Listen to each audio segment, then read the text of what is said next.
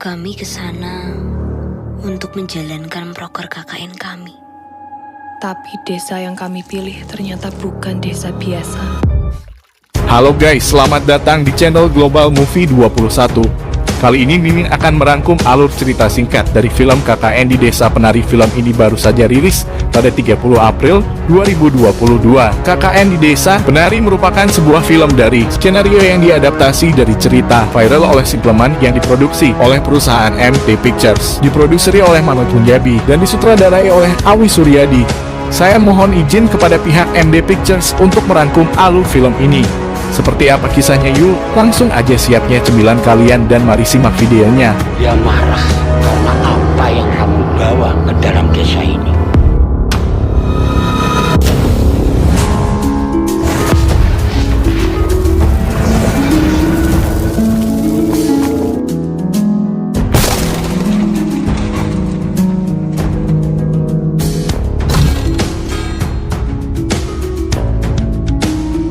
Film ini menceritakan tentang 6 mahasiswa yang tengah akan menjalankan proker KKN mereka. Kita kenalan dulu aja ya. Ini yang pakai jilbab namanya Nur. Ini Ayu, Widya, Bima, Anton, dan juga Wahyu. Sebelum memasuki desa, Nur melihat ada seorang kakek misterius yang menatapinya. Dia seolah-olah memberikan isyarat agar Nur tidak memasuki desa tersebut. Desa ini masih sangat terpencil, mobil pun belum bisa mengakses desa ini, sehingga mereka masuk ke desa itu dengan menaiki sepeda motor. Di pertengahan jalan, Widya mulai mendengar suara-suara aneh. Suara itu seperti alunan gamelan selain. Itu Widya pun melihat ada seorang penari sedang berdiri di antara pepohonan. Keanehan di desa ini pun tidak hanya dirasakan oleh Widya. Nur merasakan hal yang sama, ia selalu merasakan berat di pundaknya. Selain itu, Nur melihat ada sosok besar hitam dengan mata merah menyalai yang selalu menatapinya. Di sini kita bisa tahu jika Nur memiliki indera keenam. Kemudian mereka berkeliling bersama pemimpin desa, yaitu Pak Prabu. Pak Prabu pun memperlihatkan mereka kepada sebuah tempat bernama Tapak Tilas. Tempat itu ditandai oleh gapura yang di sekitarnya banyak sesajen dan ada janur kuning. Pak Bambang memperingatkan agar jangan ada siapapun yang memasuki Tapak Tilas. Hari demi hari mereka lalui, tapi seperti yang kita tahu gangguan tidak hentinya muncul. Ternyata setelah diterawang oleh Mbah Buyut sesepuh di desa ini, Nur dan Widya memiliki darah hangat, darah yang sangat disukai oleh para kaum jin. Hal ini dibuktikan dengan mereka yang merasakan kopi hitam pekat itu sangat manis. Padahal jika orang-orang normal merasa kopi itu sangat pahit, bahkan seperti jamu. Tanpa mereka sadari ada sosok gaib bernama Badarawuhi yang sedang mencari mangsa tentunya. Badarawuhi sangat suka kepada orang yang berdarah hangat. Target mangsanya yaitu Nur dan juga Widya.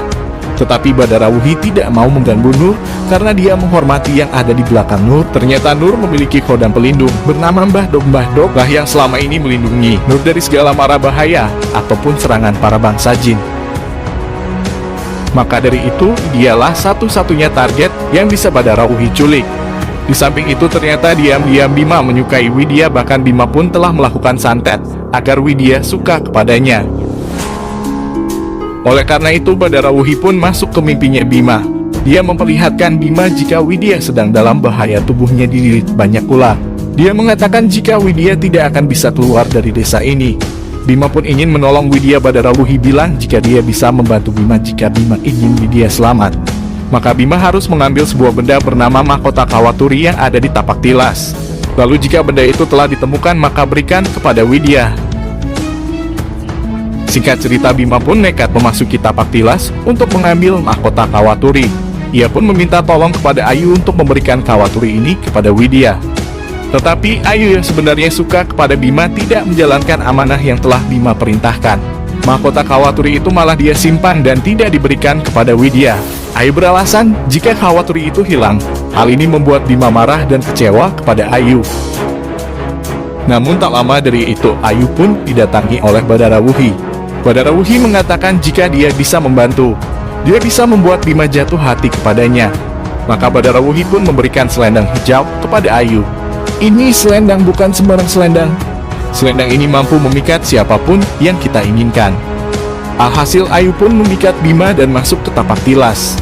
Di sana terjadilah percocokan duniawi di antara mereka berdua. Namun Bima tidak sadar saat adegan ini tengah berlangsung. Bima sudah melakukan perjanjian dengan Badarauhi agar Widya selamat. Akibatnya setiap malam Bima harus ke tapak tilas dan bersetubuh dengan Badarauhi. Di suatu malam Widya pun mengikuti Bima ke tapak tilas. Dia terkejut melihat Bima sedang berendam bersama ribuan ekor ular dan katanya semua ular itu asli.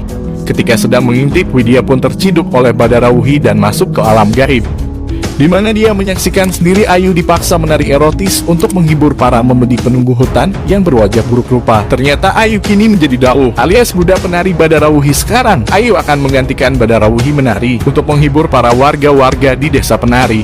Dalam mengatasi masalah ini, mereka pun meminta pertolongan kepada seorang dukun sekaligus sepuh di desa ini, yaitu Mbah Buyut.